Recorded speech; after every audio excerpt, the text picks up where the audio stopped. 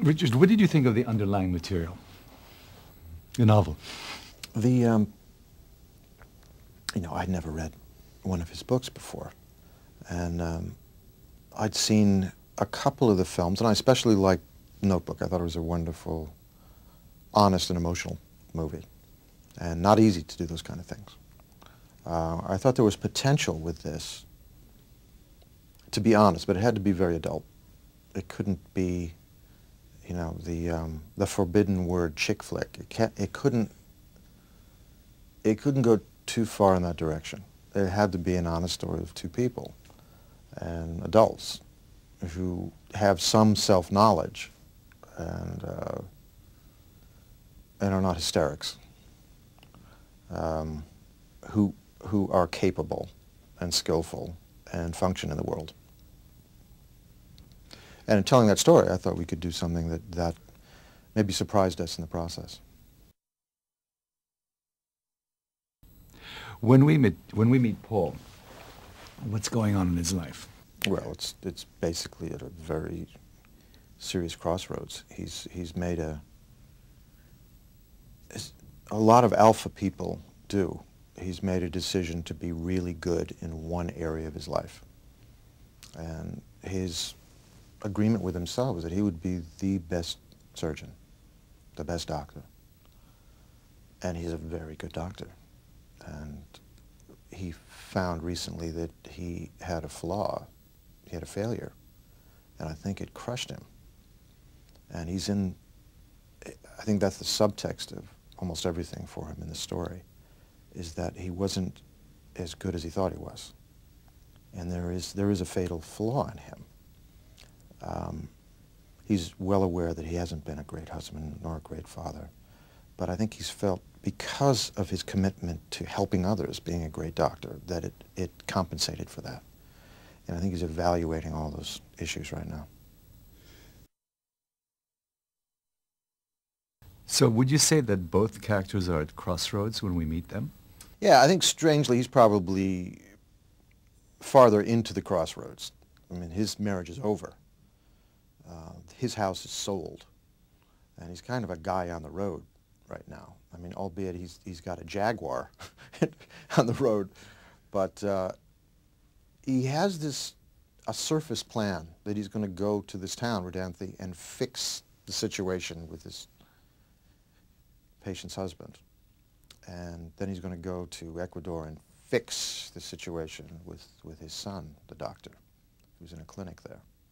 I think, again, that's a kind of an alpha mentality, is that you can fix things. You can make it right by force, personal will, and charisma, and make it happen. And I think there's a sense of humility and a sense of listening and softness in him that we start to see emerge in the process of this movie. But when they first run into each other, when they first meet, I mean, it's not like up music. It's not that, is it? It's not sparks. No, in fact, we played against it. So much so that actually when I saw the film edited, it was much warmer than when we actually shot it. Because when I made this decision that really I didn't want to see her. I didn't want to notice this was a pretty girl. Nothing. It was just business. Which room is it? How much? Credit card. This is the room. Great. Let me close the door. Okay. And be in this room alone. And it was actually much tougher the way we played. It was softened a little bit in the editing. But I think from both of our sides it was, we'll be professional and straightforward, but we're not noticing the other world. We're so self-involved. With real problems, with real adult problems. This is your third time you're working with Diane. Do you guys have a shorthand already? We do. You know, I think there is what's peculiar is we almost never see each other outside of making movies. We talk maybe twice a year, Christmas cards, and that's about it. But I think the positive nature of the working relationship we've had, and a kind of a generous feeling towards each other, a basic goodwill towards each other, and wanting the other to succeed in life. I mean, it's certainly made it easier for us to work together, but also want to be around each other. You know, you've been working with each other since so many years. Does it help to the relationship in the film to have this history with each other? Well, yeah. I mean, you don't have to push anything. You know, there's a lot to pull on. We've told three pretty difficult stories, emotional stories, and of strong people, and intense. And I think that's something we can draw on. But I think, I was talking about it the other day, I think probably Diane and I have had many lifetimes previously that we've known each other. Because there was, from the very beginning, an affinity between us, a sense of knowing, which I think has been there in all the work we've done together.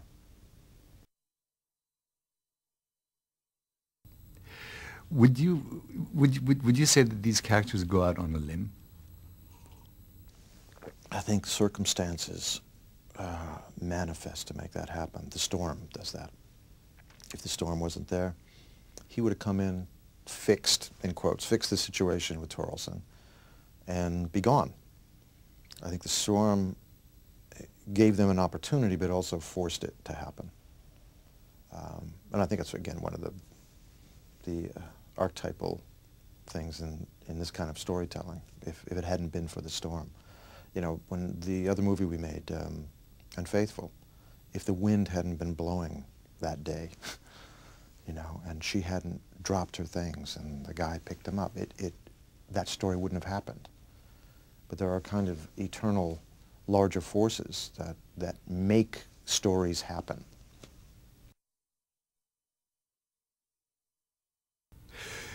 You've been playing romantic leads for many years now. Does it get better? Does it change? Is it the same?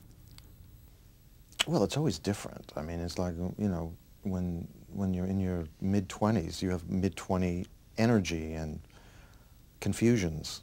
And when you're 50, I just turned 59, certainly the focus of how I see myself in the universe is different than it was then. So the relationships are different. Expectations of, you know, what's going to happen with another person, how that, you know, I think younger, you're kind of looking for that sense of completion. Someone's going to complete me. And I think as you grow older, you realize that's not going to happen.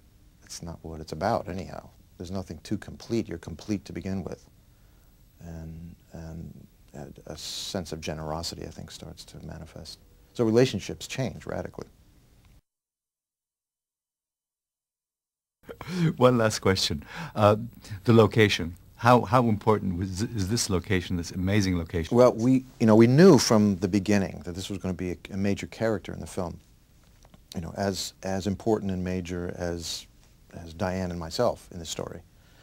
And there was a lot of drama about finding this right house and where would we have to go to find this perfect place. And they actually found it in Rodanthe. It was right on the edge of Rodanthe.